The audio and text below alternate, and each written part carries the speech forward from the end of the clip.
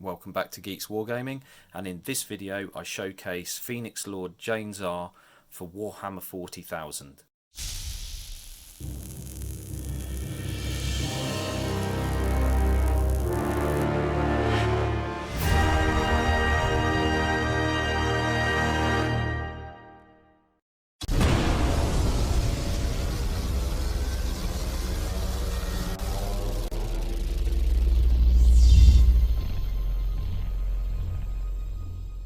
Hi, welcome back to Geeks Wargaming.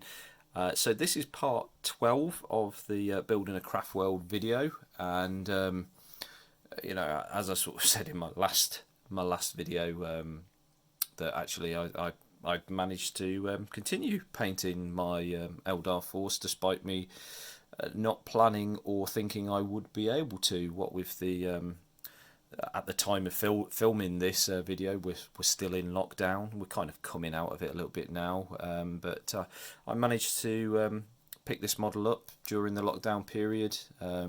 Fortunately, Element Games managed to get their warehouse reopen and were able to do some mail orders.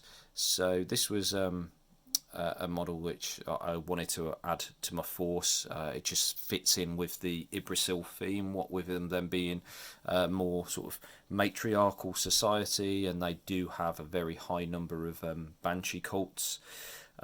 So I had to have Jain Zar in the force, and really happy to get hold of her. So I've painted her to fit in with my Yggdrasil force. So obviously we've got the blue of the Yggdrasil there, and then all of her armour I've painted in the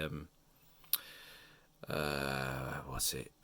Is it a Shabdi bone? No, it's not. It's Rakkar flesh. Rakkar flesh and pallid witch flesh are the two colours that I use there, with a sepia wash in between. But this model, I absolutely loved painting this model. I'm not a massive fan of painting sort of, I know this is going to sound really stupid, but I'm not a massive fan of painting miniatures as such. I do get that sort of sense of dread, and I can see why people don't paint their miniatures, but the reward that I get for painting something and seeing it like this and thinking, yeah, I painted that, I'm really proud of that. That's what kind of spurs me on. But with this miniature, it was just a joy to paint. I just really enjoyed it. It's a lovely model. It's one that you can build completely, not have to sort of worry about any sort of modular builds or anything like that. So you can just paint it completely built up. And if it goes back into focus there, and yeah, it's just really nice, beautiful lines on the miniature, some really stunning detail on it. This hair as well, just really nice. Paints really nicely. So I didn't want to go for the red that you traditionally see on banshees. I didn't think it'd work that well with this sort of colour scheme, what with there being sort of the red on the blade, and then the sort of the blues and everything. I thought it would sort of clash a little bit too much, so I decided to go with an orange, and really happy with how this came out. So I can't remember for the life of me what the colours are, but they are just the Citadel orange colours. I think there's probably about 3 or 4 different shades of orange on there, and I remember I used the sepia wash, used sort of a base colour of the orange. I think is it Jacaro orange or something like that potentially. Then did sepia and then layered back up with that orange, and then actually used my my wet palette to mix some lighter tones into it. So I think it was all built up from that Jacaro orange, I think, actually, to be honest with you. But yeah, really happy with the result of that paint scheme. Those of you who've been keeping track with this series will know that I have got some banshees. They're just they're in lockdown, shall we say. They're currently stuck at Warhammer World because I was supposed to go there and collect them, but Warhammer World closed on the day I was supposed to go, so they're still there.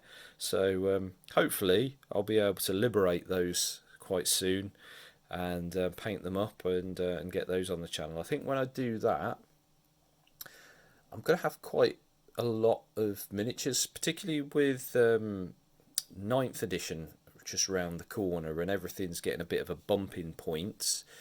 I think I'll probably have about 2,500 points worth of Eldar, which is a bit of a shock really, because at the start of this year I had about 900 points. So I've managed to build up the force quite a bit at the start of the year, and obviously through this period I've managed to get a bit more painting in. So I think after I've done the Banshees, and you see a showcase for that, part 14 might be just an army showcase, because it's always nice to see a whole army, isn't it, laid out and fully painted. So you got that to look forward to, hopefully. So yeah, if you're not already subscribed, you might want to subscribe and hit that notification bell so you don't miss out on that. Hopefully I'll get that done within, the next sort of couple of months hopefully. It won't take me long to paint 5 Banshees, probably a couple of weeks or so, and then film the videos, etc. So yeah, a couple of months away hopefully. So as I said, make sure that you subscribe and click the notify and everything like that, and you won't miss that. But yeah, I'm just starting to ramble now, aren't I, really? So thanks for watching. Leave me a comment down below. Do you like the colour scheme that I went for? Do you agree that the sort of the ginger hair is better than the red hair on this one? Is it something that you think you would replicate? What do you think? Do you think I should paint the rest of the Banshees the same hair colour, stuff like that? That'd be good to hear your feedback on that one. So thanks for watching, and I'll see you in the next one.